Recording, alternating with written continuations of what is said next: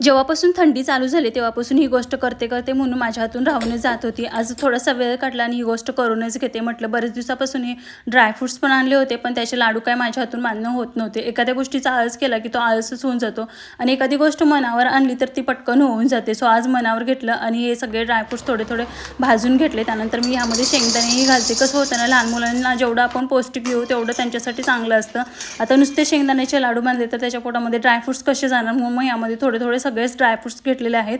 त्यानंतर इथं बारीक कट करून गूळ पण घेतलेला आहे मी आणि हे सगळं थंड झाल्यावर छान मिक्सरमधून बारीक करून घेतलं आणि त्यानंतर मग तूप आणि गूळ घालून छान याचं मिश्रण बनवून घेतलं आणि त्यामध्ये जे ड्रायफ्रूट्स आणि शेंगदाणे होते हे छान बारीक करून सगळं एक मिश्रण करून घेतलं मी.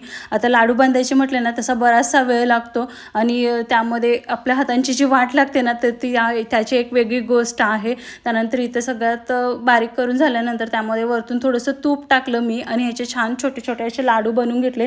पण माझी ह्यामध्ये एक चूक झाली की थोडंसं गुळ ना कमी पडला वाटतं, त्यामध्ये एवढे व्यवस्थित लाडू होत नव्हते. नंतर मग मी काय केलं, थोडंसं हे सगळं मिश्रण थोडं थोडं घेऊन मिक्सरला लावून घेतलं आणि त्यानंतर असे सुंदर असे लाडू बनवून घेतले. लाडू पण छान झाले होते, पण माझ्या हातांची नुसता वाट लागली होती, पूर्ण रेड रेड झाले होते.